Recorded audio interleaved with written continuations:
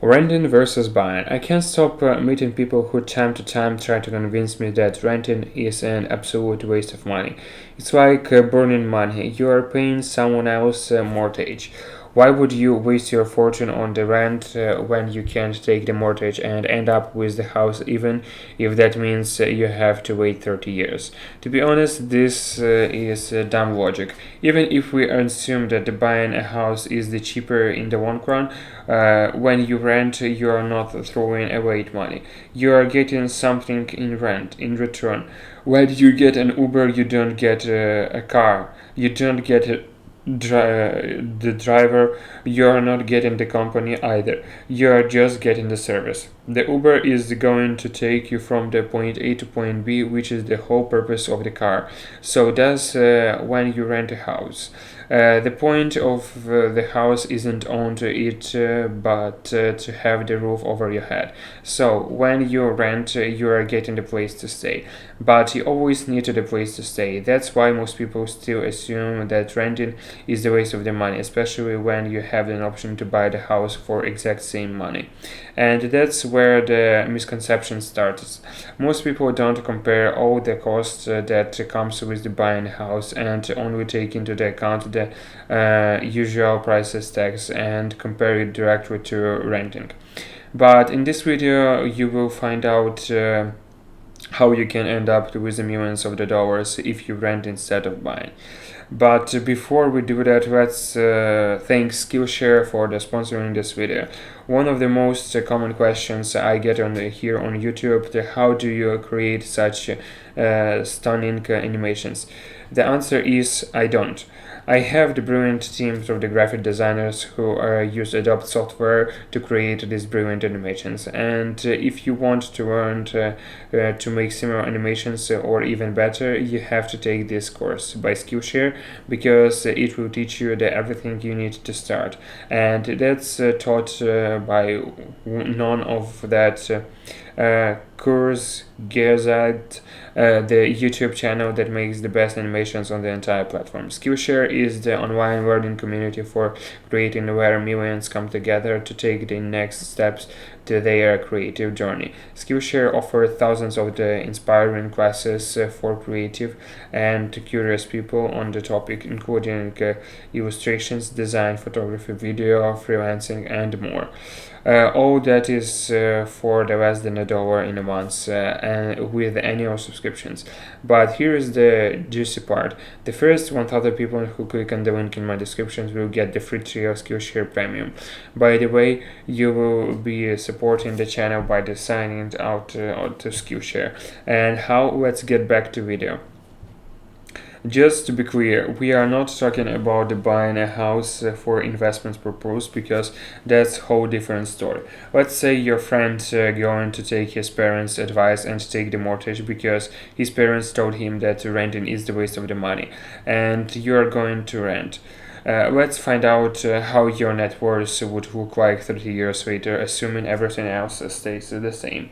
A $3,000 house can be rented for around $1,800. But if you take the 30-year mortgage, even if we take the pre-pandemic mortgage rates, it would be around 4.5%. So your total monthly payments would equals to $1,200. That's principal plus invest. If you base your decisions solely on these two figures, a mortgage is clearly cheaper, and renting is undoubtedly a waste of the money. Unfortunately, this is not the whole story. Everything starts to change once you factor in other expenses. If you count the insurance and property taxes, that amount would equal around 1,700. Even at this point, buying seems the better deal than the renting, and I couldn't agree more. But we have to be realistic and count in other expenses that come with the owning a house. Maintaining a house is something more expensive than the house annual price, especially if we are talking about 30 years. The land under your feet might appreciate, but everything else starts losing value. The kitchen might need to be replaced every 10, 15, or 20 years. Every Every piece of the furniture has the expiration date. The couch can't last 30 years. You gotta change the roof every 10 or 15 years. The bathroom needs to be replaced every X numbers of years. If you ever owned a house, you know that maintaining the house is not cheap.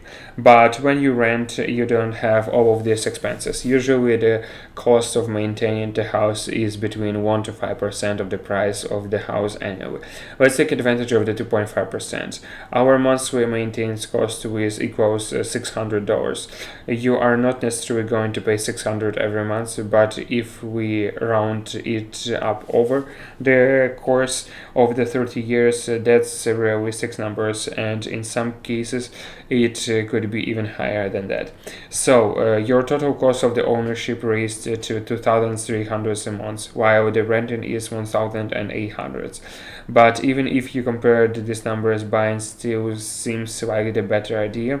Yes, you're slightly overpaying, but 30 years down the road, you will end up with the property that would worth hundreds of thousands of dollars, if not millions, while your friend who was renting all this time will be left with nothing. But let's do the math. Assuming your house appreciates by the 3% a year, the future value of your property would equals to 700,000 a year later. Assuming anything higher than that is too unrealistic to say the least, since home prices can also go down. The only thing that is missing from this equation is opportunity cost. When talking mortgage, you had to make 20% down payment, which equals $60,000. You could have spent the money to start a business, a corner shop, or anything else that would generate income, but in this hypothetical examples, so let's assume you won't invest in the stocks market, and since we are talking about the period of the 30 years, it's fair to say that we can expect at least 8% of the rate of return, since the average rate of S&P 500 over the long run has been 10%. Your monthly mortgage payment is 2,300, but renting a similar house is 1,800, so there's an opportunity cost 500 every month. Let's assume you will invest that money as well. Will with the power of compounding $60,000 with the monthly contributions of the 550 at the rate of the 8% over 30 years will equal $1,300,000. Your friend who has been renting all this time and investing the difference will end up with $1.3 million, while you with a house that worth $700,000. Which do you think is better, 1.3 million of the liquid assets or a house worth $700,000? When you look at it from this perspective, things start looking completely different. However, even these are not the most accurate numbers, because we didn't take into account at least 2% rent increases annually. But so does the cost of your maintenance would grow with inflations. You can be frugal with your house and only spend 1% of the value on your house on maintenance. We also didn't into account the interest deductions you get with the purchasing a house, or you might need to renovate your house, but you might not have the means to do that. So you ended up paying with the credit card, for example, and pay an astronomical interest on the top of it.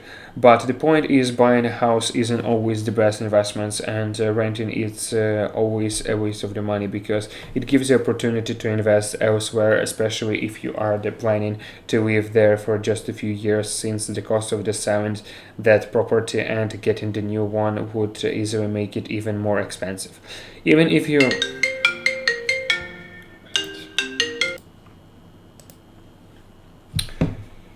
planning to live there for just a few years, since the cost of the selling that property and getting the new one would easily make it even more expensive.